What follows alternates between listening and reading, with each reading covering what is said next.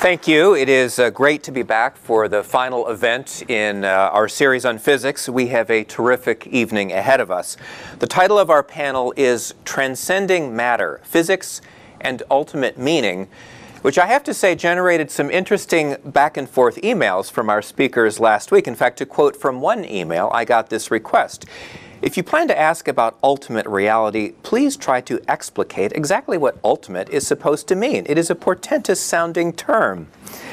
Well, I'm afraid I have no idea what it means, but that is one of the things we're going to talk about this evening. What questions are either on or off the table when we talk about the deepest nature of reality?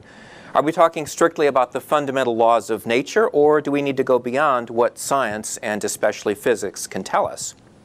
One of our goals for this series has been to bring physics down from the mountaintop, to talk about why it matters to all of us.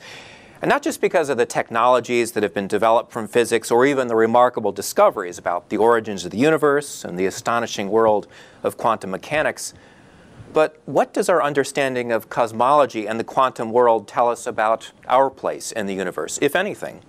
About how we deal with questions about meaning and purpose, and about how much we should defer to science to tell us what's real. These are tough questions, and in fact they may be impossibly hard questions, but we're going to take a crack at them this evening, and we have a wonderful panel to help us do it, so let me introduce our speakers. Adam Frank is a physicist and astronomer at the University of Rochester. His research focuses on computational astrophysics with an emphasis on star formation in the late stages of stellar evolution.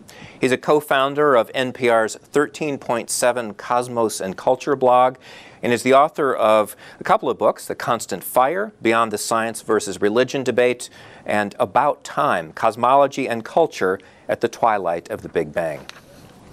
David Kaiser is a physicist and historian of science at MIT, where he chairs the program in Science, Technology, and Society. His books include Drawing Theories Apart, The Dispersion of Feynman Diagrams in Post-War Physics, and How the Hippies Saved Physics, Science, Counterculture, and the Quantum Revival. And I think we're going to get into some of those questions that he tackled in that book. And he's currently writing 2 books about gravity, a textbook with his colleague Alan Guth on gravitation and cosmology, and a history of research on general relativity. Tim Maudlin is a philosopher of science at New York University.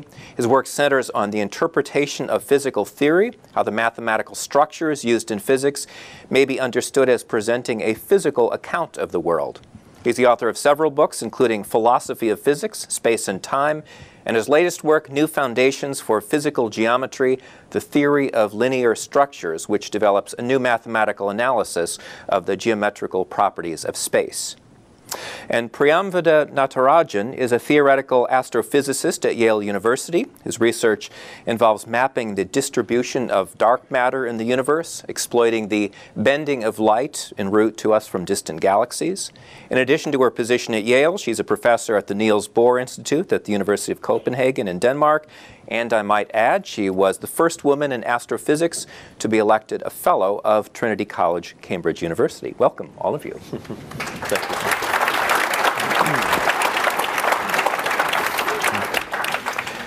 Adam, let me start with you. Do you think physics has anything to tell us about the meaning of our existence? A small question, I think. Yeah, right. Yeah, thanks. I think there's 2 ways you can look at that question. The first is what would be a traditional safe answer. And that is that, since Copernicus, physics and astronomy have been showing us how vast the universe is and how small our place is in it. And in that sense, it has reduced our importance in a very meaningful way, and that is to let us see that there's a vast universe going on out there all the time. Now we understand that there's billions of planets, and that our role in this is not so important that perhaps we should see ourselves at the center of the universe, which is either comforting or not comforting depending on how you look at it. But it was a very important ontological discovery.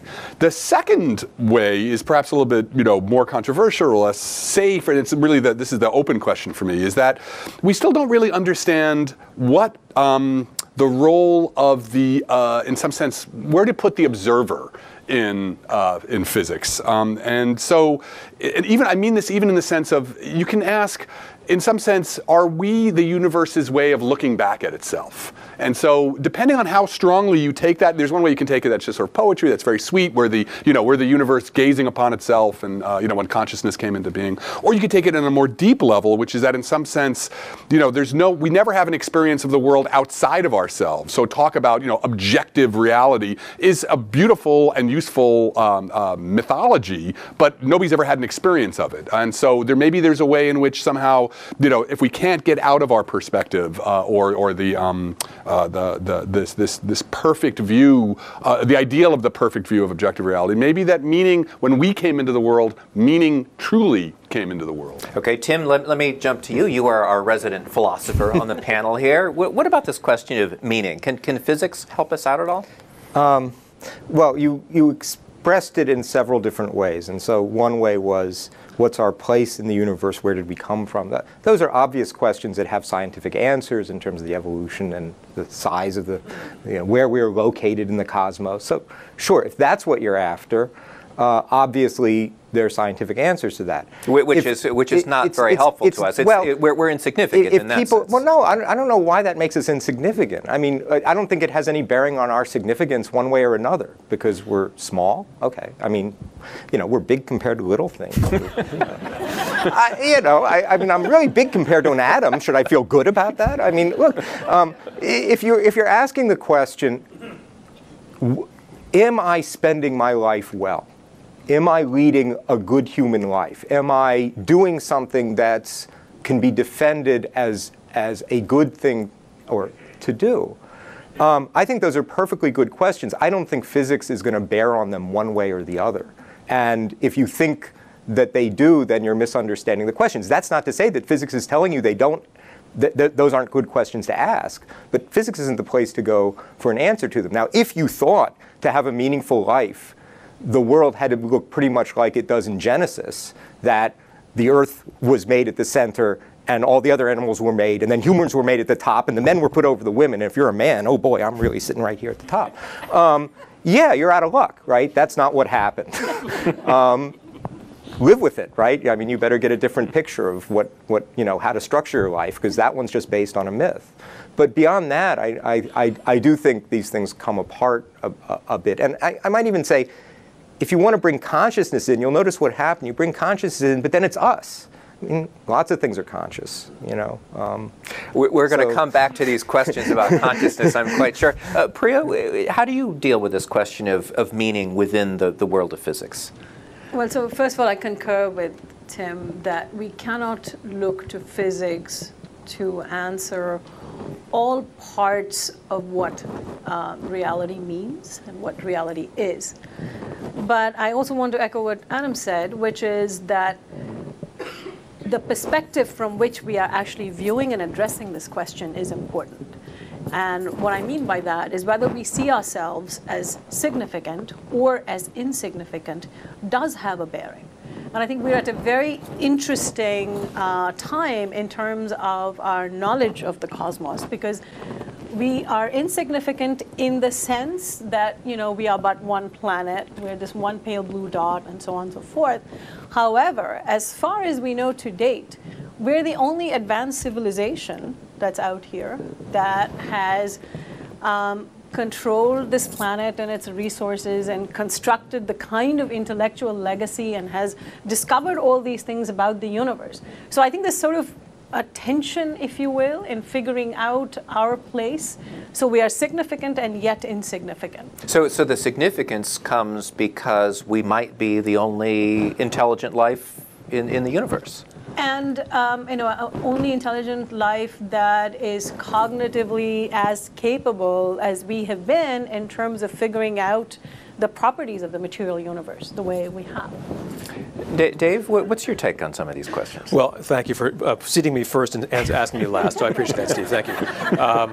So I can say they're all right, and but I do find myself nodding in I think increasingly vigorous agreement with the panelists here, and maybe just pick up, if I wear my historian's cap for a moment, part of why I personally have some cautions before making maybe a leap from glorious studies of the early universe to we now have lessons for human nature or how we live our lives today, is that many very smart and very earnest and very well-meaning people who would have sat in panels very much like this over the last several hundred years, many of them have been convinced that there are lessons to be learned about what it is to lead our lives in a good and meaningful way from close studies of nature, and they have used those to justify, in their minds, opinions that I would find, and I think all of us would find today, completely disgusting, abhorrent, and frightening.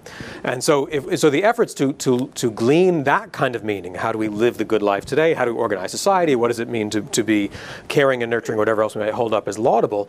The number of times people have tried and done that to our modern eyes very poorly is a long, long and very sad list, and not only in the faraway and distant past, even well into the 20th century. What are some of those abhorrent ideas? Oh, there's unfortunately long traditions of scientifically backed racism, so-called scientifically, or eugenics, social Darwinism of many kinds, which have sort of echoes in some areas even today, but were to our modern eyes blatant and sort of drips off the page if you go back not that far into the past. So the effort to kind of glean a kind of ultimate meaning in the sense of human affairs, how to live the good life, how to organize society, to think that there are unique lessons to be had from nature that can then be applied has unfortunately not always worked out so well for lots of people. And it also seems to, both, I think is something else maybe Tim and Adam were both saying, both studying the universe that we're in and trying to figure out how to lead a good life and how to organize society. Those are both really big challenges. I don't think we have answers to either of those. So why smush together two really big open hard questions and make even more room for error? So that's the reasons for historical caution. Tim? Yeah, can I just give a really short story about it? Because, I mean, there's both the science and then there's science as a source of metaphor, which is even a different thing. So I had a colleague who was interested both in especially quantum physics and modern science, and in mystical traditions. And at one point I was having a conversation with him. He said, well, the entanglement in quantum mechanics shows us that the universe is one unbroken whole, and that tells us we should all, care for each other and love each other. And I said, so if Newton had turned out to be right, then we could go around killing each other and it would be okay? And she said, no, that's not what I mean, right? But that means she didn't really think that these ethical conclusions followed from the physics. She was just grabbing onto pieces of the physics to metaphorically illustrate, which is perfectly good ethics. But you shouldn't think that it's a derivation or you're going to get in trouble because the physics can go any way that you don't know where it's going to go. But let me rephrase the question about meaning in a slightly different way. Do you think we live in a meaningful universe? Maybe I'll take the first crack so that they can now Thanks. and I'll try to be brief. Adam will owe me later. I think it's one thing that I find immensely personally satisfying and still rather, frankly, kind of shocking or very surprising, a happy surprise, is that many of us can work, many thousands, tens of thousands of us now, can work very, very hard and learn things that we find satisfying and that for which we can develop, I think, good reasons to believe that we've learned something about how this world, the universe, seems to work. Not everything, and our answers won't be the last answers, sort of thank goodness. I don't think they should be. But in that sense, there's great personal satisfaction in realizing that we can say something definite and subject it to all kinds of clever tests and close scrutiny of many other smart people. That already is a level of meaningfulness that needn't have been that way. That doesn't mean we've got the meaning. We've gotten a meaning, and it's not. It's neither all made up nor the final answer. Right? It's constrained and tight, but not unique, and it is certainly subject to lots and lots of edit and change over time. But the fact that we can make pretty definite statements using a rather modest set of ingoing assumptions or notions about how the world should work, and then come up with a remarkable elaborated set of ideas that will run the gamut from at least our own observable universe, if there's only this one, down to the scales of the atoms, so much greater than which is Tim, right? We can go to that scale, orders and orders of magnitude, not perfectly, and we're not done, but there's a remarkable constellation of ideas from which we have made meaning. That's really cool. I don't know if we found the meaning, But that's a remarkable achievement that, frankly, I find exciting. Well, one of the things that we often hear is sort of this notion that isn't it amazing that we are here at all? You know, the laws of physics had to be just so for galaxies to form, for our solar system to form, for there even to be the possibility of life on Earth, and here we are. You know, here we are talking about all of this, and just sort of, isn't that it would seem to be more than just a coincidence. Does that argument hold up? No. No. Why not? Well, I mean, look, I wrote at one point, if you think about just the odd, chancy things that had to happen for you personally to be here, for you to exist. So let's just, you know, your parents had to meet and they had to fall in love, and there had to be all kinds of, one particular sperm had to meet at one particular time. Now, if you imagine, you know, the tiniest difference physically, almost anywhere in the universe, if you move a rock on Mars 100 years ago, you wouldn't be here. Does that mean it was all here, that rock was there for you? No. Yeah, we are all personally, individually, clearly accidental existence. Does that make my life less meaningful? I'm not quite sure why it should. I mean, I can sit around and say, boy, how lucky I am. I mean, it makes me lucky.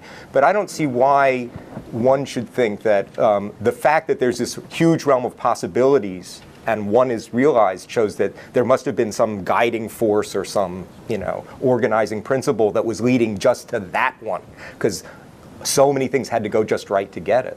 Adam, meaningful universe? Well, I think there's two things. First of all, I really like that point, the idea that there's, this is perhaps getting poetic, but the fact that we have this capacity to, with just a few principles that have come to us through observation and this slow process in being human of learning to observe the world and become into concordance with its ways through thought. This means that we're at home. This is our home, right? That this is, that there's meaning there, right?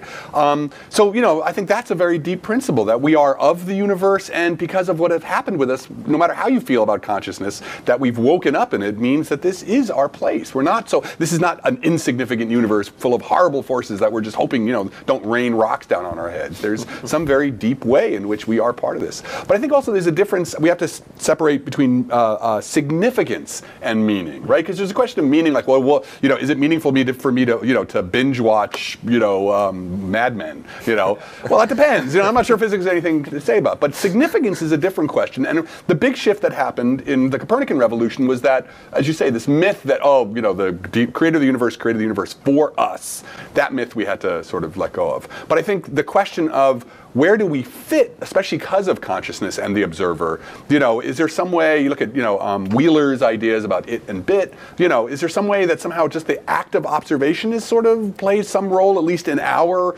interaction with the world? I mean, that's, I think, a question that's still open because we don't really understand quantum experience. So that is a place where maybe you could get a deeper level of significance in some sense in there. I guess the only thing I want to add is that, meaning is something we have attributed. So we have attributed to the activity of being able to calculate and do physics, for example. We've defined that to be a meaningful thing because it is rewarding to individuals, it's rewarding to a community as a whole. Right. As for whether the fact, I agree with Tim, that it's a statistical fluke that we are here. It's a lucky accident. It's a lucky accident, but I think that's a better way. It's a slightly more emotionally charged way of putting it. But I think that in itself is not significant. We are attributing meaning and significance to that. So, or even that it was lucky. Right, lucky for us, maybe. Maybe not lucky lucky for... Not lucky for the arachnids, or right. the dinosaurs who are no longer here. Right. So... I want to come back to this phrase, ultimate reality, and I alluded to this in the introduction. That's part of the title of this event, and presumably, physics is here to help us understand the deepest level of reality, right? Isn't that what the laws of physics are supposed to understand how nature works, and presumably that is sort of ultimate reality, or is it? Can we even talk about ultimate reality? Since I was the one who raised this word about ultimate. the cat is out of the bag. Right. It was Tim who said this. Look, we all know. There's one sense of ultimate. That's why I'm saying you just have to be the philosopher in me. Be clear about what you mean. There's one sense in ultimate. Of course, that's what physics is after, in that you say, at a certain point, you say they're atoms. Okay, now we found out more about them. There are protons and neutrons. Now we found out more about the protons. They contain quarks. So we're getting a more and more detailed, precise picture of the physical world. And you think, I mean, some people have speculated this goes on forever, which I have a hard time understanding. You think there will be an ultimate in the sense of an absolute bottom ground of this. It's not that the quarks are, maybe the quarks are strings. You can't it keep doesn't going go on back. forever, right? That there ought to be some bottom, and the goal of physics is to find it and describe it clearly mathematically. That would be a kind of ultimate reality, which I think is the aim of physics. But if you ask me, Wait, did your life change I just want right? to understand that. So you're saying ultimately, physics is, it's ultimately math. I mean, that's what we're getting at, the mathematical principles. Well, but you're trying to get down, I mean, it turns out a proton is a complex thing. And so to really understand it, you have to understand it's made of other things and what they are and how they're put together and what they're made of. But that presumably bottoms out somewhere. And you can say where it bottoms out. That would be ultimate reality. But I don't think anybody's life changed on their day-to-day basis when they found out that protons were made of quarks, right? I mean, we were getting closer to the bottom, but that didn't have significance and meaning of this other sense of ultimate reality with a big U that has this glow around it, right? I mean, I'm interested in the world. I just want to know what it's like. I'm just curious. I'm a nosy guy, right? So I'm interested in physics because I think it's getting me closer, and I'm trying to understand what physics might be telling us about the world. And I would like to get down to the bottom. I don't think we will, but I would, that would be the goal.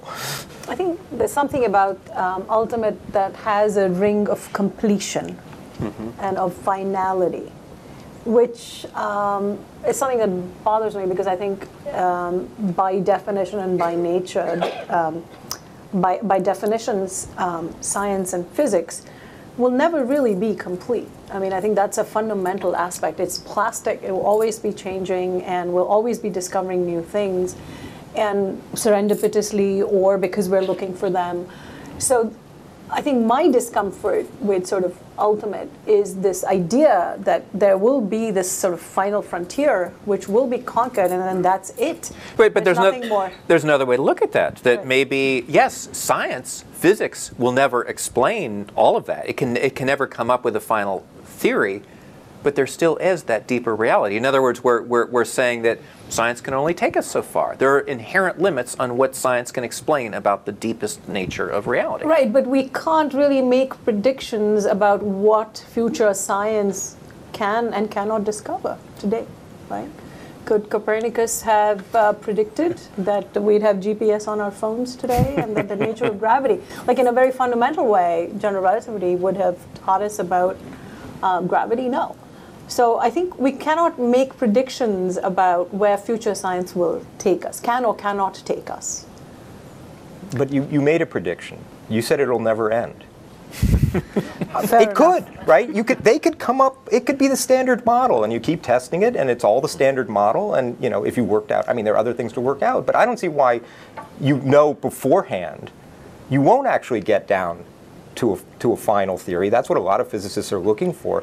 There's no guarantee you'll find it, but I can't see there's any guarantee you won't. But I think it's inherently a religious idea, actually. It's a religious idea. I mean, I'm not saying that I'm saying the way it has been applied and the thing that calls us to it, right? Because it's quite possible that, yeah, there's some set of players. This is the argument against emergentism or reductionism, right? So maybe there's a bunch of players down there, but actually, the emergence of life, nothing, you can know everything about these players down here, and that's not really going to tell you about how life formed or the particular, there's emergence of things that comes out later. So therefore, the ultimate reality that you were hoping for really only told you so much. But I think in the Western tradition in particular, there's been a way in which the attractiveness of the ultimate reality was in some sense linked to the fact of the way the way science, not just Western science, this is science, how science emerged out of this both philosophical and religious, particularly a monotheistic tradition where this ultimate reality was God, was the mind of God. And that's, I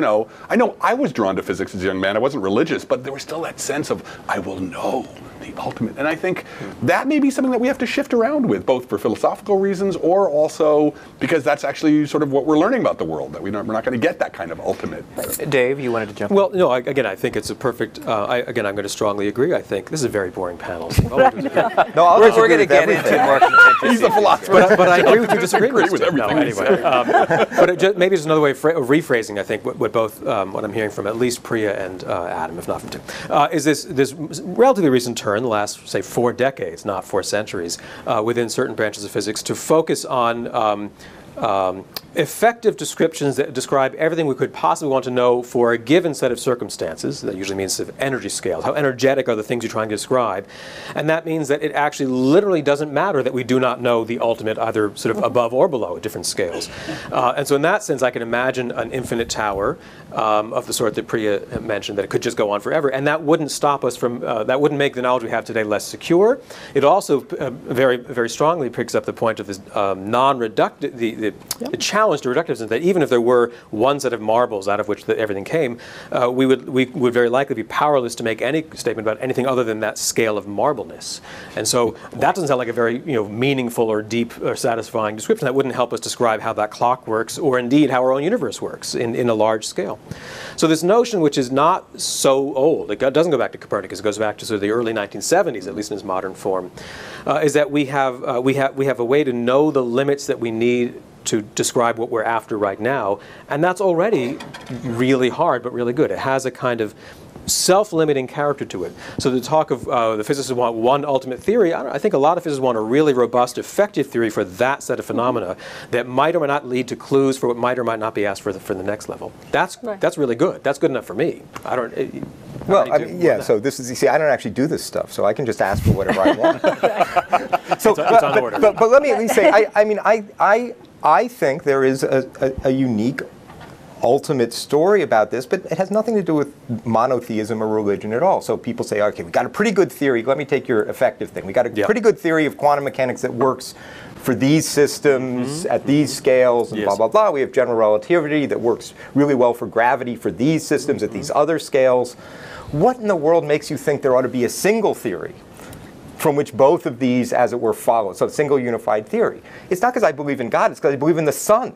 Right? And I think the sun is a strongly gravitational system and at the same time a strongly quantum mechanical system. So nature has figured out some way or other to have a single physics that gives rise to both of those things. It's not this religious like whatever. There's a world out there. I'm trying to figure out how it works. It does work, right? And thank goodness our effective description, for which we don't have a theory of quantum gravity, actually works beautifully for the sun, for the galaxy, and for clusters of galaxies. Right. Thank goodness. Right. Otherwise it'd be really stuck. It's an interesting observation that there can be these kind of self-contained domains, which within certain scales you can write down effective laws that are very good. For which you can calculate to 15 decimal places. But there's a very simple way in which I was saying something which was really simple about seeing why the frontier could be shifting, right? Which is, as time goes on, more and more of the universe becomes observable and visible to us. And it's unclear that the phenomenology that's going to provide, that we have all the frameworks to explain it. We don't know that yet. So in my view, that's sort of where I come from when I say, well, it could be, the frontier could always be shifting. Yes. Because it's unclear whether in 500 years, 5,000 years, as more of the universe, the early universe, comes into view, that our current theories of galaxy formation, the effective theories that work now, may be rendered inapplicable, or may require they may require augmentation, alteration, or completely be destroyed, and we may have to start it from there. I want to come back to a word that's been mentioned earlier, but a lot of physicists want to run screaming when they hear the word consciousness. And there's this whole question of, does physics have anything to tell us about the nature of consciousness? And there are, granted, sort of minority ideas out there that maybe consciousness is itself a foundational property of nature. The philosopher David Chalmers has put that out there. You know, maybe consciousness is not something that can be reduced to neurons in the brain or even to the laws of physics. Maybe it's a thing in itself, which would suggest maybe that is ultimate reality and not this physical stuff that we're talking about. Do any of you give that any credence? I take the hard problem seriously. I mean, I think the hard problem is a real problem. I mean, I do not think saying, you know, as Michio Kaku does, there is no hard problem. It's like, no, there is a hard problem because, and I think, you know, actually what's interesting, I mean, I don't know what to do about it. It may be that consciousness, you know, is just purely a property of when you get enough neurons together, and then, you know, we're going to have a really hard time sort of understanding that. You know, I can certainly see that that's where you go. But at where we are now, I certainly would think that where we are in understanding this thing of self-awareness and of qualia and of presence, like to me, so, you know, my favorite philosopher was Martin Heidegger, you know, after I was led there, just because I thought he sort of took the question of being, the verb to be, how weird the verb to be is, seriously. So, you know, so I think, I'm not sure where physics will fit in with this, but I think there's a real problem there. I think it is a very tough problem, and I think we need a lot of different approaches. And so that Chalmers' way of thinking is one possibility. And I think Christoph Koch and the neuroscientists thinking about it is one way of tackling it. Trying to find the neural correlates that produce particular conscious experiences. Some kind of material, sort of spatial mapping of the brain, you know, trying to understand how they work in concert, neurons work in concert. I think these are all different approaches because it's a hard problem. As we have learned from physics, you need a lot of different approaches because it's unclear what the problem really is. I don't think it's very clearly articulated what it is yet. And I think we're sort of simultaneously struggling with defining it as well as finding methods to probe it, to understand it, and learn more. Well, Dave, you wrote a book talking about some of the more recent attempts, well, recent by several decades ago, of renegade physicists who are trying to find connections between particularly quantum physics and consciousness. What do you make of that effort? I'd say the effort is certainly ongoing, meaning they didn't crack it, and that's not to their shame. No one's cracked it yet. And I think I'm echoing here. And I agree that this remains a remarkably complicated challenge. It's not one that I work on directly when I wear my sort of scientist's cap. So what fascinated me was looking back not that long ago in time, what questions were deemed inappropriate or out of court at the time. As you said, even to this day, many physicists will bristle and say, that's not for me. So that phenomenon of boundary making is itself, I think, really deeply interesting and informative in the 1970s and 80s, or indeed today. Well, and just to sort of to make this crystal clear, there was that 1975 bestseller, The Tao of Physics, there was, by Fritjof Capra, saying that you know, there was this connection between particularly spirituality, mysticism, and quantum physics. Yes, you know, it's a fascinating book, and I read it as a young kid, and I mean, it was deeply impressive to me, and it made a big impression. And as I look back on my own thoughts, I was impressed by the alternating chapters, the ones that were on the physics parts and not the Eastern religious parts. And that says more about me than the book. But the book, as you know, because we've talked about it, that book began as an effort to write a textbook in straight-up mainstream physics. By a very accomplished and very well-trained young physicist, Fritjof Capra, a PhD, and 2 postdocs, he knew what he was talking about. He vetted draft chapters by leading experts who had written them, successful textbooks themselves. That book began with a kind of earnestness about the physics, and then Capra had developed his own sort of parallel passions in understanding about Eastern ways of thinking, and he finally kind of put them together in the book. But there are elements of that book that to this day I think are very good, sort of accessible writings about quantum theory and relativity and curved space and nuclear forces. So in that sense, I think the book, you know, has merit to this day, even if I don't have to sign on to the initial sort of proclaimed project of finding deep parallels between what say, Capra had found.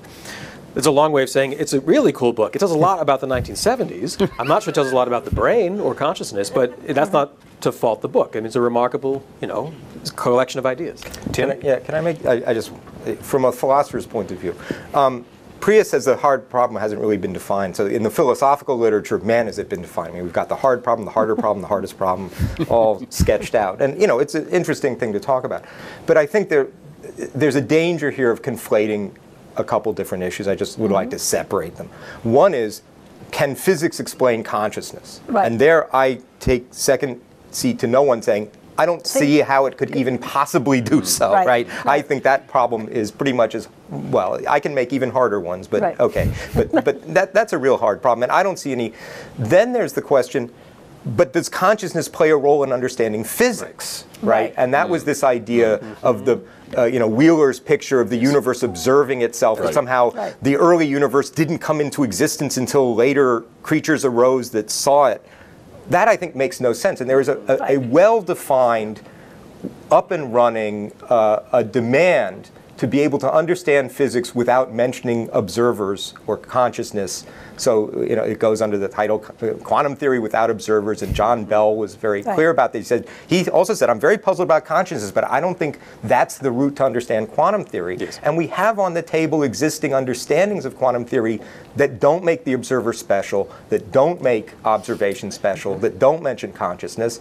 And I think that's that's the way physics ought to be going now. I thought it was almost sort of generally agreed that you need that element of observation to make sense of. Provably, you do not. But you're quite right. Historically, there was a consensus among very bright people, including lots of Nobel laureates, who did say things like that longer ago. And I take Tim's point that is no longer seen as necessary. And in fact, we can argue about how large a fraction it has of the sort of voting quantum physics public. But it's no longer the only game in town, and there are these robust, alternate interpretations. Absolutely true. But I would think also, but there's been a shift, right? Yeah. So if you look at, say, Cubism or something, or so at the University of Rochester, I'm in this interesting place because in many ways, sort of the what is now quantum optics was born at Rochester. So there's been this tradition there of asking, doing experiments that were sort of trying to get at the ground of quantum mechanics. And Joe Eberly there likes to say something to me whenever we have these conversations. He's like, the whole question in quantum mechanics is, what is the wave function? We've got this mathematical thing called the wave function, which is what we use to, that's what we do our calculations on, and supposedly describes,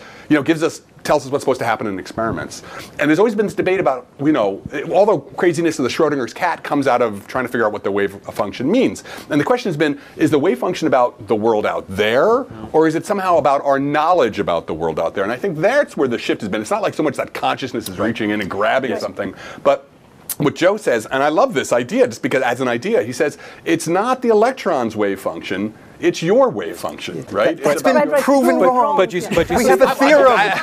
In the last couple of years. If I can just say very, very briefly, what I love is that that's now debated not only in the corners and the shadows, but in the pages of Nature and Science. Right. No, I'm saying so that's part of that's the mix. It's in the mix. It's a live piece of research and debate, vigorous debate, right. And it's not off on the corner anymore. That I think is fascinating. And I want to come back to this point about sort of Eastern mysticism. And so I think what is very clear, if you look at the history of physics, recent history of physics at any rate, is that whenever we've reached sort of an intellectual crisis point in terms of we've sort of run out of ways of calculating, run out of ways of conceptualizing a hard problem, or reached sort of an impasse in a calculation, then I think the sort of Eastern mysticism, sort of other ways of, I see those traditions, which are very rich and meaningful in their own right, as being sort of tantalizing offers of reconceptualizing a problem. So they offer a different frame, a different way of approaching the problem. Are you saying that physics is at a moment of intellectual crisis?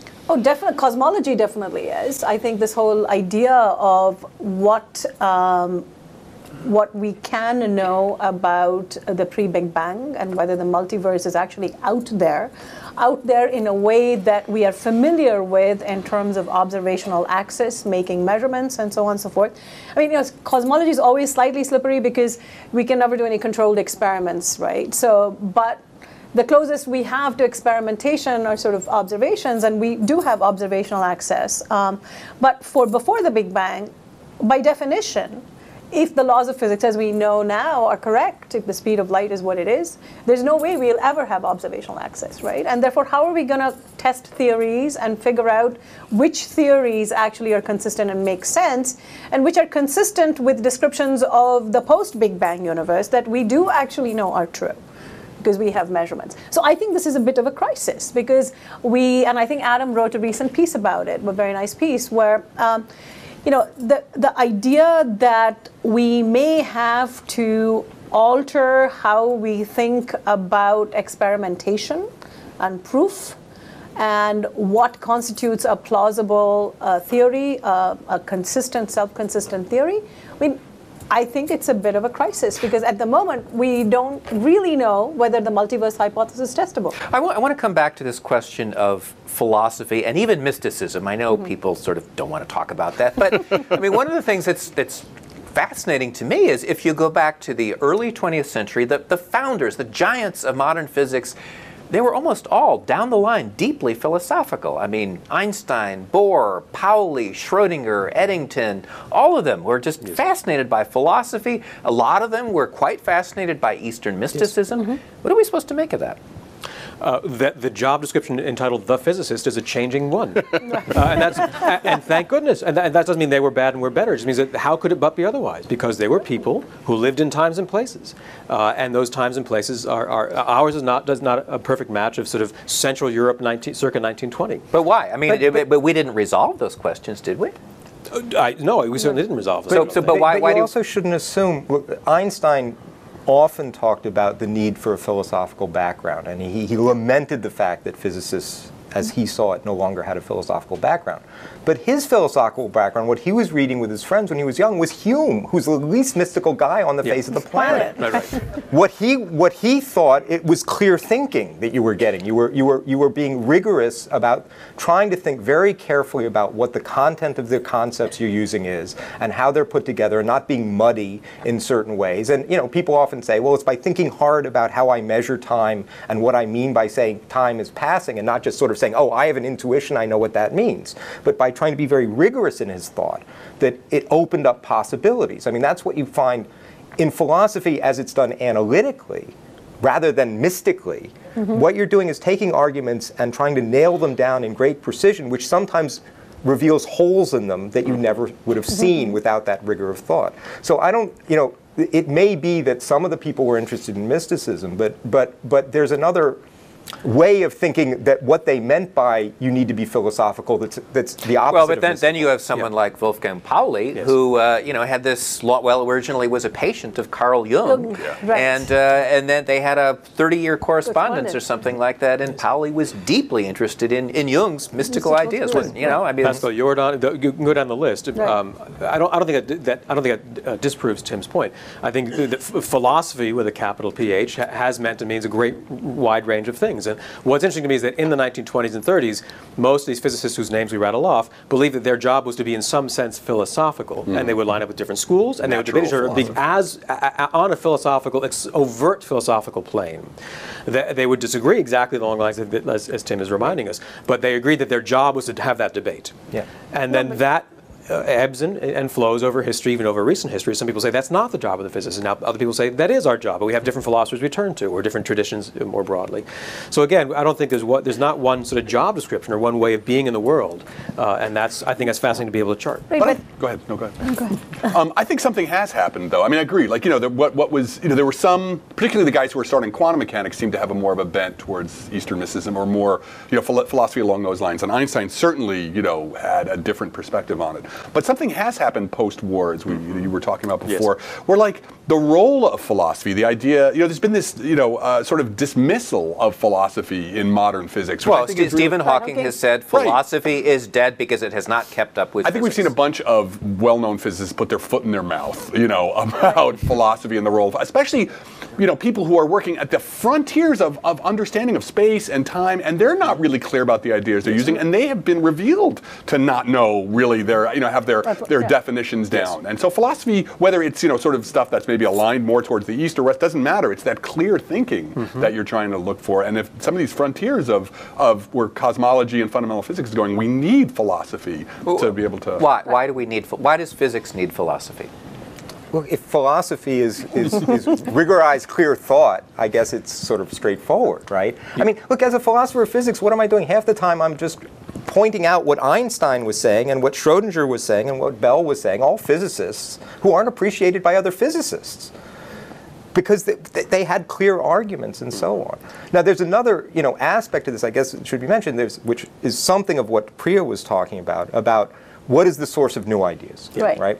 What's and the so intellectual lineage? Bohr sort of had this idea that the reason we find quantum mechanics so confusing is that we're using a set of concepts that we inherited from a kind of classical background, and they're the wrong concepts. So again, but he sort of was gesturing at a conceptual change. He was never as clear as one would like about exactly what he was suggesting. Okay, but that was the idea. What are the source of new concepts going to be? Well, they could be different traditions. They could be, as with Kekulé, falling asleep in front of a fire. They could also be the careful analysis of arguments that are out there, because as I say, those can open up gaps, or they could be new mathematics that open up new possibilities. I think there are any number of sources, and you don't want to shut any of them off as sources of inspiration. But at the end of the day, you want to write something down clearly and state it clearly and subject it to maybe just to underscore. So it's not it's not surprising that all the names that you rattled off, right? They're part of this intellectual heritage and this lineage of Western philosophy that then sort of transmuted into physics and science and so on and so forth, right? So, and I would again reiterate that quantum mechanics, I think, was the place where there was a crisis, and that's why people looked to different ways, other traditions, and other intellectual ways of framing and reframing the world. So, well, quantum mechanics is just weird, isn't it? I mean, truly weird. I mean, this idea, this, quantum entanglement, that particles on opposite sides of the universe somehow can instantly respond to each other. I mean, it totally defies classical senses of cause and effect. Yeah, exactly. Right. Just what's really weird about quantum mechanics, just like getting to the root of the things, the fact that a radioactive atom will decay whenever it wants to. Like there's no, even on, you don't have to get up to EPR paradoxes. It's just like you got something there and it does something and there's no reason, there's no cause. It's acausal, which is just amazing that even on that root level, quantum mechanics is weird. Well, not in every interpretation. Some interpretation. That's why you need an interpretation. The entanglement, but let me just say, the entanglement, you're right. It is astonishing, unbelievable. I think what Bell proved is really incredible. Absolutely. And that means, as we say, extraordinary claims need extraordinary evidence. Yes. You should only believe it because the arguments for it have been laid out in tremendous detail and vetted and gone through. For 50 years. Not because clear. I have a sense that, the world might be like this. But you should only believe it because it's got really, really sharp arguments that it has to be that way. I'm going to strenuously agree, Tim. I hope you don't mind, because I think that's great. But as you were saying with Priya, there's a reservoir of new ideas and intuitions and guesses and hunches, which I would think can and should be extraordinarily broad, and perhaps broader than we were used to now. And that's the start, not the conclusion, right? And then comes often decades and decades. We just celebrated the 50th anniversary of Bell's incredibly elegant and beautiful paper. 50 years. So that the reservoir of metaphor and inspiration can be broad, but that's the start, right? And then lots of things have to happen. But let me come back to this notion of causality. Because everything ultimately it happens at the quantum level, right? Even planets, there's somehow quantum reality plays on that effect. But if cause and effect really doesn't make sense at the quantum level, where does that leave us philosophically? Well, on mass it may, this is always the thing with quantum mechanics does this weird sort of thing where it's like, well, if I have a large collection of particles and I get probabilistic determinations, then I have the most accurate theory ever in the history of humanity. Quantum mechanics is incredible in its power. But if there's an individual atom, or an individual radioatom, I can't tell you when that one's going to decay. Right. So that's just how probabilities work, right? That individual probabilities may be unpredictable, but collectively, for an ensemble, you're going to say, Penn and Teller had a nice thing in one of their acts where they did something, breaking a brick on his head, and he said, there is a chance that all the atoms will line up in just the right way so that when we do this trick, you're going to kill the guy because there is a chance, right? Now, in fact, the chance is so small that they don't mind doing the trick, right? And that happens. And what was the chance? That was the chance. I think there's cause and effect. So when we have the next discussion on entropy and disorder, we're already in the perfect setup. It could have bounced. there's a thermodynamic possibility. It'll reassemble itself, right, yeah. jump back up on the table, and fill itself with water. The joke's on But you it's because not gonna happen. in other universes it did just I that. was going to say, there is a universe out Where it there bounced. where it didn't even There fall. are an infinite number in which it did actually. Or it didn't even Or it didn't even fall. fall. That's right. Right. Yes. I think it has to be said, though, that All wrapped up. what's amazing to me about quantum mechanics, right, is that it's been 100 years. It is the most powerful theory we've ever developed. We have built an entire civilization on it. And really fundamentally, perhaps you wouldn't agree with this, but we still don't know which interpretation. There's a range of agree with that. interpretations. And you've got super weird ones. You can go all the way out weird with that, of consciousness is playing a role to no, it's some sort of probabilistic. And it's amazing that after 100 years, we don't really know what this theory is telling us about the world. And that in itself is phenomenal. I want to bring this discussion sort of closer to home for each of you. I'm wondering what you who work in science, how that affects your own thinking, your own values, your own beliefs. Does it? The fact that you're sort of dealing with these, big cosmic questions, or the nature of quantum reality, or something like that. I mean, does it have any effect on sort of how you think about what is important in your own life, or sort of how the world makes sense or doesn't make sense, or is it just something? I mean, or do you just deal with those questions elsewhere? Who wants to take that? I mean, look, I'll say one word which might, I don't know. I have an intellectual kind of personality, which in certain senses comes back to ultimate, wants to get down to the bottom of things. But in a way that's very shallow, when I was doing chemistry, the sequence in high school, biology, chemistry, physics. Okay, there's a sense in which you say, oh, well, ultimately, isn't biology really just chemistry? Isn't chemistry really just physics? Now, that's very shallow, right, in a certain way, although in a certain way it's true. And if you think that way, you say, I want to get down to the bottom in that sense, and you're in the sciences, you tend to go to physics. And if you want to get down to the bottom of other things, you tend to go to philosophy, because you keep asking, well, define that more clearly, or what's that resting on, or get down to the bottom. So to me, that particular intellectual bent led me both to physics and philosophy, which I think is a very natural match, and I find it very, a beautiful thing to be doing. But that's me. I mean, if somebody says, no, I like doing the biology and I don't care about the chemistry, I'm not going to say. What is it that drives you? Is it intellectual curiosity about how does the world work? Yeah. Can we fit it together? Yeah. Can we tell at least if not the kind of coherent story, at least partial and for these phenomena, that nonetheless can start from a small number of things that we would currently consider fundamental, maybe they're the explanations of some other chain of arguments someday, and piece it together in a patient and often communal way. So, I mean, I often joke that some people do crossword puzzles and have a great time, and some people do Sudoku, and I design universes, and I don't get to live in most of them. And that's okay, but there's a kind of relaxation of just being able to ponder really big, I think, juicy and fun and hard and fascinating and sometimes slippery intellectual projects. In that sense, I think I have a similar, And yet, Priya has just said that we're at this moment of intellectual crisis in I feel physics. great. In other words, I think she's wrong. I'm comfortable. I think an intellectual crisis in physics is actually good for us. Yes, well, that's true. David, it's good for us. It is. We don't have to worry about our profession. We have enough problems to do. There are many. We do have to worry enough for that reason. So. No, but I think for me it is this sort of the fun, the playing. It's very playful. What I do for me is very playful. The fact that I can sort of make sense of things. I work on dark matter. I work on black holes. For me, the added sort of excitement is that these things are so out of reach. Yes. The fact that it's so far away and it's so exotic, and these are not sort of scales. I actually I have a visual sense. I have a visual sense of what it must be like for a gas particle to fall inside a black hole, right? And I think that's fascinating. And the fact that I can have, that every astrophysicist who does these calculations can have that kind of comprehension. For me, it really doesn't matter to me that I don't understand how the stock market works, or how derivatives work, or how the real world works. I mean, I find that the world is really complicated, messy, and actually uncomfortably. I mean, I don't like a lot of what's going on in the world. So for me, this is also escape. Yeah. So it's a sort of, it's meaningful. It's meaningful, lowercase m, because it's personal.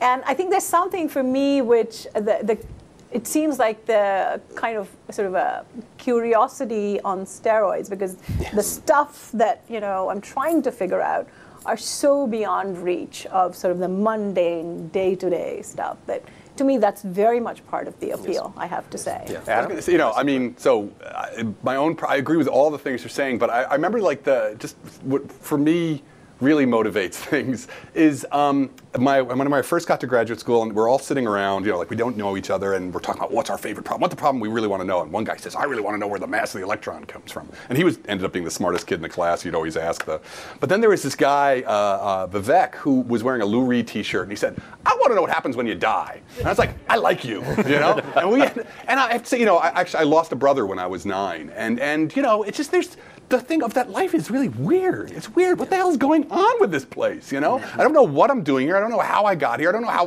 what happens afterwards. And it's just, the whole thing is so freaky-deaky in a great way that physics just amplifies it, right? You just, these ultimate questions. Of course, what happens to me after I die is an ultimate question. I don't expect physics to answer that at all. But it's just, while I'm here, trying to get to all of the weirdness, the fundamental weirdness of just being here and how it works and how did it get organized this way is just, it's a privilege to spend your life sort of having a discussion with the world. So I've talked with a lot of scientists who talk about doing science gives them a sense of wonder or awe. And I kind of have this shorthand understanding that I think that to some degree the scientist version of wonder is what religious people used to think of as, I don't know how much you want to sort of draw that analogy, but how much does sort of that pursuit of awe or wonder motivate any of you? Well, a great deal. And so, I made the analogy to sort of crossword puzzles. I don't think it's never merely crossword puzzles, and that's part of what the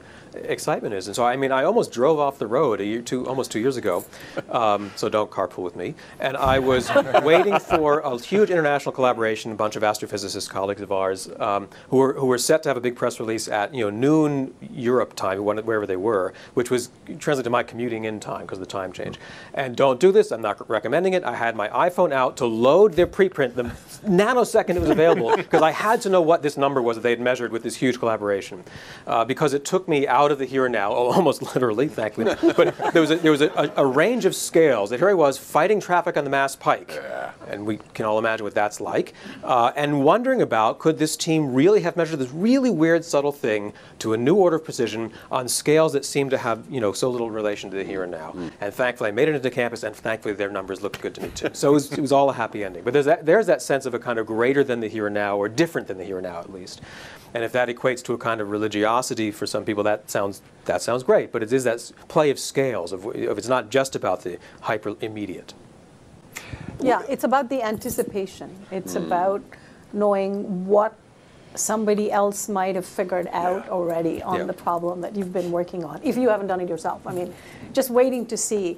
And I think there is a collective, wouldn't you say, there's sort of a collective euphoria to sort of a participatory euphoria somehow. Like with the comet Philae, right? When that was, the whole world was like, oh my God, or the Higgs, or the Higgs, right? Higgs, right? The whole world was part of that. It wasn't just us, but I think they participated in what is a day-to-day thing for scientists.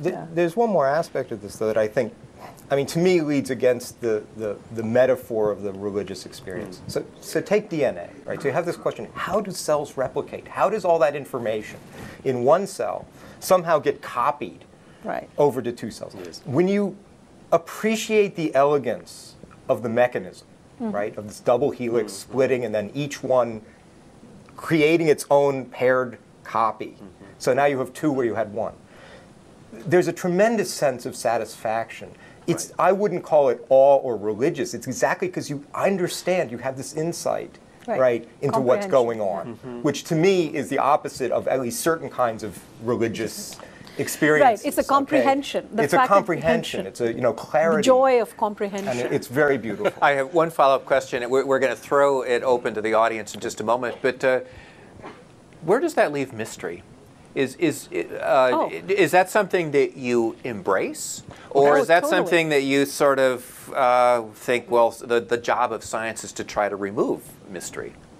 Well, since I wrote a whole book on science and religion, where awe, I think awe is, awe has always been recognized by people who study religion as an essential part of this experience of religion. And it doesn't have, to me, anything to do with like whether you believe in a deity or not. It's this encounter with the world. So, this experience when scientists talk about awe, it's not so much that it's religious, but it is part of this very elemental human experience going all the way back to when we were hunter-gatherers that has this component of, recognizing your place in the world that is embedded in mystery. Embedded in mystery in the sense of, again, the verb to be. This is not about explanation. Science, often we think it's just about explanations. It's not just about explanations. It's also about the encounter with the world, that very primal, when we're having that experience of working something out or the first time we see something. And there, there's a sort of elemental mystery of just our being, of our presence, and it goes beyond explanation. So for me, mystery will never go out of the picture. It's always essential to experience it. Although mystery wouldn't go out of the picture in terms of the practice of science. Right. I think I recently wrote a piece where I made the argument, and it's been made by others, that the process of how science works, how scientists actually do what they do, I think that process needs to be demystified for the public. Because, the public understanding of science at the moment, I think we're at another crisis point, I would say, in America particularly, that I think we need to demystify the process of science. Science itself, the activity, is deeply mysterious. It's full of serendipities and, chance. You run into something that helps you understand something and so on. But, I do want to sort of stress the point that there's an aspect that we do have to demystify for the public. I want to push back. I understand it's as if people say in a negative way, is the science getting rid of the mysteries and getting rid of the art? Sometimes it does. Think of a rainbow, right? If I'm a hunter-gatherer and I think of the world I'm living in, and every now and then I look up in the sky and there's a geometrically perfect arc, with these beautiful colors, more vivid than anything I ever see in my life, laid out in a perfect pattern. And you can imagine someone saying, how could that happen? Talk about awe. That's a message, right? This is a covenant from God. Now, you go and read Newton's explanation. You got these little round raindrops, and the light comes in, and it double refracts inside and comes out, and the thing's a prism. Now, I think, yes, that does take away the mystery, and it probably ought to take away the awe. Okay, that's fine, but that's the way the world is, right? You have to appreciate, you have to have the reaction of that. But still, I'm glad I know, right? I'm glad I understand now. And I think it's not acknowledging, I don't think it does any good not to acknowledge that, yes, science does demystify things. That's a lot of the purpose of it. Now, what it demystifies it in terms of is real weird, right? If it demystifies things and tells you, because it's all quantum mechanical, okay, that's weird. Yes. Okay, it's maybe not mysterious in the same way, but there is a demystification, which is part of the point. We could keep talking here, but we need to go to the audience here. There are 2 roving mics. Raise your hand.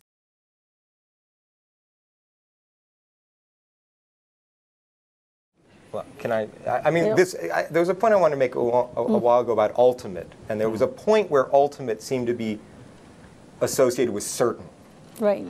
It's not. We're never going to be certain, and you don't have to go to Bostrom, and you don't have to go to anything else. You go back to Descartes and the evil demon. Right. We're never going to be certain, and you can't expect experiments to answer all our questions. Right. People have this idea that if you do enough science, it should answer every question. It should be a miracle that we know anything about the world, and not a miracle that we can't know everything about the world. Right. So I think there is no chance that you're ever going to nail out for sure all of these strange possibilities. There are possibilities we can't even think of because we're not smart enough. Right. What we want to do is do the best we can and acknowledge the limitations. And part of what Priya is talking about is there are additional limitations as observational limitations. These are the limitations on the data we have or the reasons we have to accept the theories. We should always be skeptical about all our theories. I think this is one instance where, for example, Advaita philosophy can give you a new frame and tell you that this is not an interesting question. The reason being, according to Advaita, the whole world is an illusion. So any realization of the material world is illusory, right? So why is it important that you are able to distinguish between these various realities that are all illusory? This is just an example. I'm not saying this is my position or this is what one should do. But I think this is an example of a problem where a different frame may help you tackle it and think about it.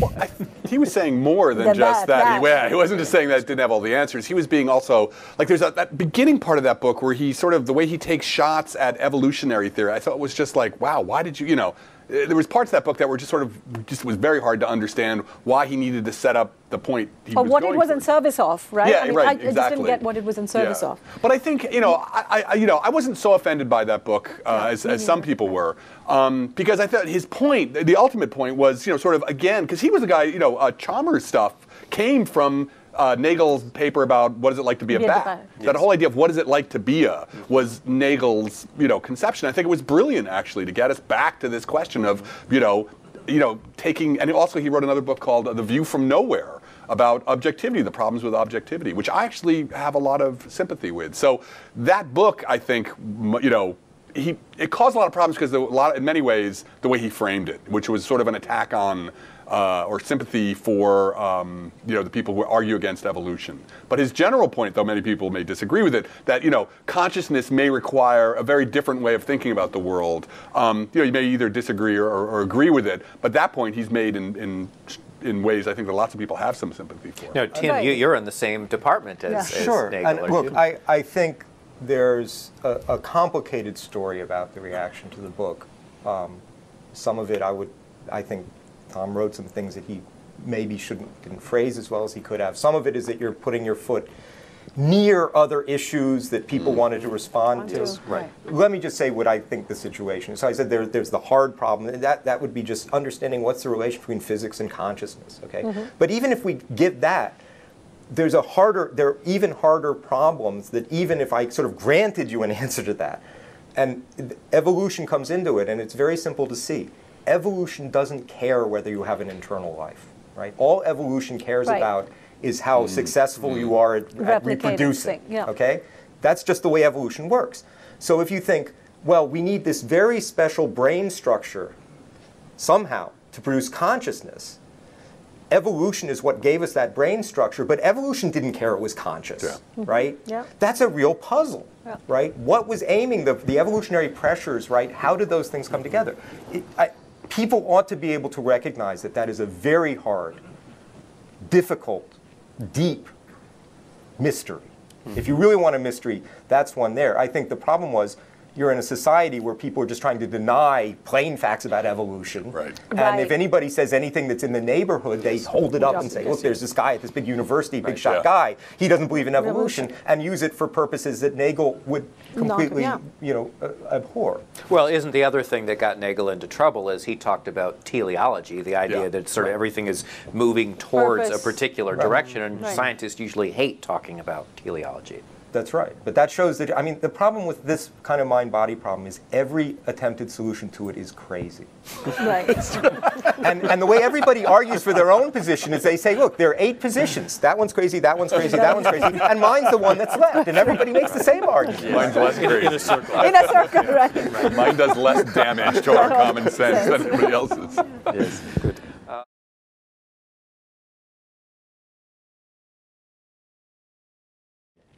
I'm a compatibilist about free will. I don't think there's any problem about free will. I think Hume and Locke nailed this thing a couple hundred years ago, and all this talk about free will is just mistaken. Wait, so meaning we do have free will? Meaning well, what they said was the words free will don't even fit together. This is sort of conceptual analysis. Right. Am I now free to get up and walk out of this room? Boy, am I, right? Because I'm not a prisoner and in chains, right. All right? So I am free. That's just a fact. I'm not bound down. Does whether I walk up or not depend on what my will is, what my volition is, what my own personal decisions are? Sure does. If I decided I'm just fed up with this, I'd get up and walk away. I'm not deciding that. So yeah, I have free will. I'm sitting here of my own free will.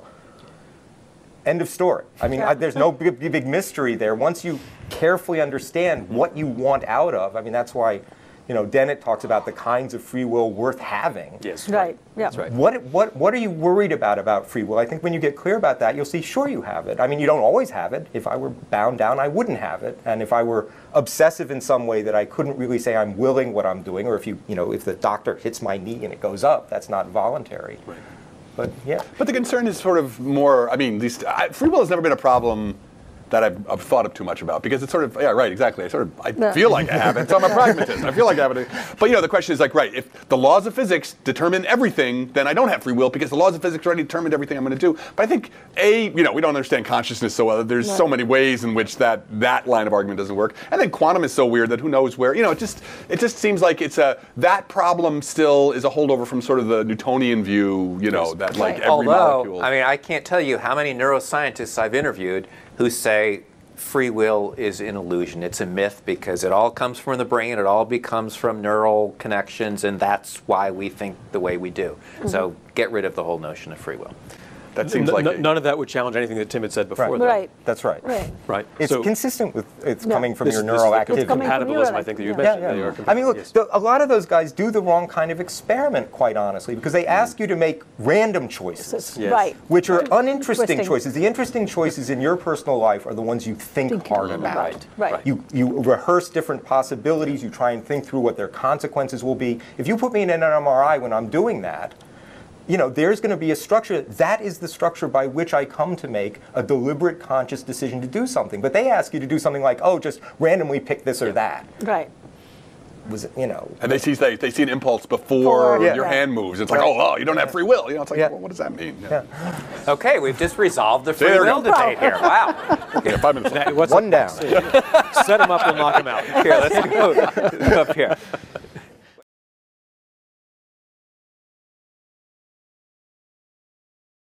A very quick take, I think, is just to repeat something I think we collectively had hashed out before, is that the reservoir of ideas and inspirations can be broad and even, in some people's minds, ridiculous, right? That we'll all have different ideas of where that border is. But that's the start and not the conclusion. So if someone wants to, as you say, peddle some strange-sounding ideas, they're welcome to. And they're also welcome to try to get funding to do big, hard experiments and convince their intensely aggressive and skeptical colleagues to poke and poke and poke and poke, sometimes for decades. And so it's the easy part is saying something weird-sounding, right? And the hard part is making parts of that seem to stick, even if on the scale of decades, if not forever. And so I think, I don't. There are other questions about is there a kind of truth in advertising? What if this is being peddled not in the pages of the physics journals, but in healing or snake oil? Okay, then I do have concerns about limits.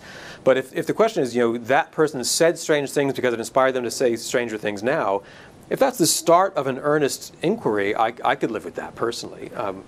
Because it's not going to stop there. Isn't one of the questions here where we draw the line between pseudoscience and just kind of trying to figure stuff out? No, I think it's not so much pseudoscience as where do we draw the line between sort of a metaphor, a conceptual metaphor, versus mistaking it for an explanation.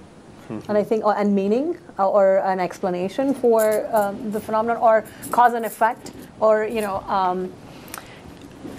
hijacking, as it were, something that is really conceptual and a metaphor to action, assigning more, attributing much more to it than just that. I would say there's been there's been two phases of the engagement of Eastern ideas, Buddhism, classical Indian philosophy, or Hinduism, with science. And the first was, I mean, maybe there's earlier, but the first was sort of this 1970s Fritjof Capra. And I loved that book, for the same reason. It really introduced me to quantum mechanics. And the Dancing Woolly Masters. And the Dancing Woolly Masters. I read that and it actually taught me some interesting things about Buddhism that I didn't know. But it clearly became then, what the bleep do we know, that ridiculous movie, And then naturally and thankfully, we moved on. Where, the interest in Buddhism now turned to where it should have been in science, which is neuroscience. Is there something about meditation that may teach us about, how to, attentional states, etc. But maybe the third state now is where we begin to pay attention to these philosophies from the other cores of civilization, right? The historian Ian West talks about,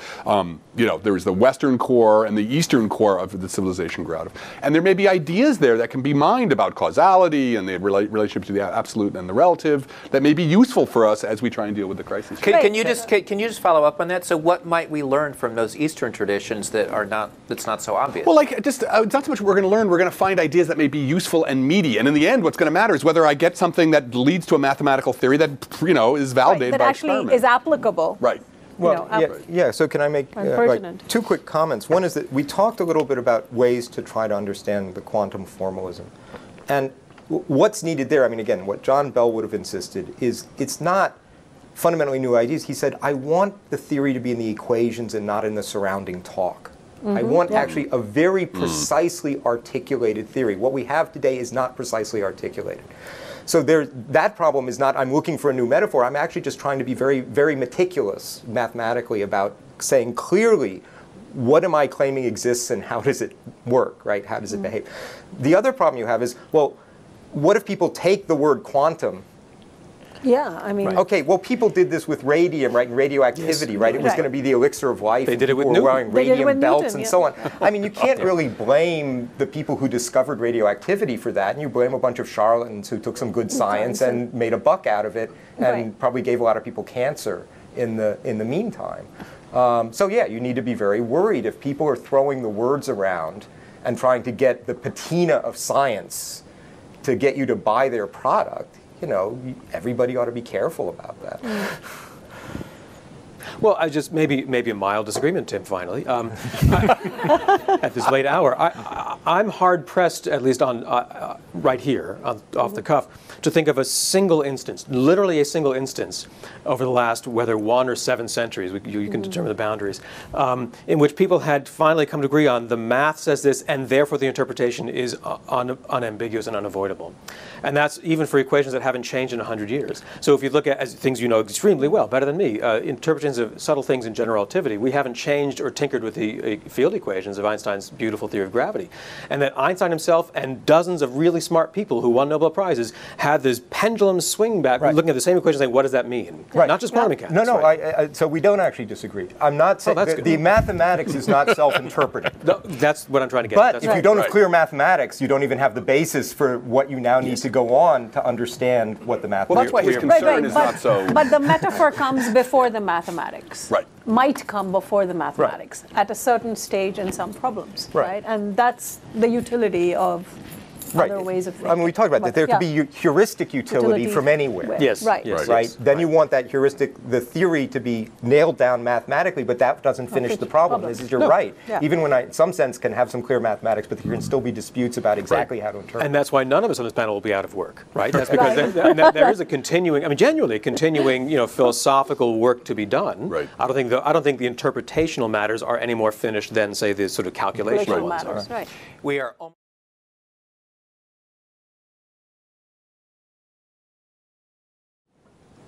The interesting thing, so this is the Higgs boson, which was discovered last year. The interesting thing about the Higgs boson is it's the end. It's the end, in some sense, of the Standard Model. The Standard Model of particle physics, which is the crowning achievement of particle physics, of fundamental physics, was predicted in 1964. And there's a certain way in which nothing since then, and maybe you guys can, nothing since that we've done since then has sort of taken us beyond the Standard Model. And that's really, I think, part of the crisis you're talking about. So it was the last puzzle piece in this edifice that was built, that was sort of, in some sense, completed on a certain level, in 1964. And the crisis now, we don't know where to go next. Just maybe a modest footnote, because I go ahead. But to say that there are realms beyond the Standard Model, or I say other neighboring areas where the fact that many people have worked hard and come to agree that this thing exists is part of the furniture of the world, this Higgs boson, another 50-year journey to try to discover it. That the fact that there's solid evidence for that kind of matter suggests that we have at least a notch more confidence in thinking about comparable forms of matter and what roles they might have played in other exotic and different sort of scenarios, whether it's in the early universe or elsewhere. Well, I mean, it gives us license one to more. imagine, right? We already had, imagining's cheap, right, as we all know.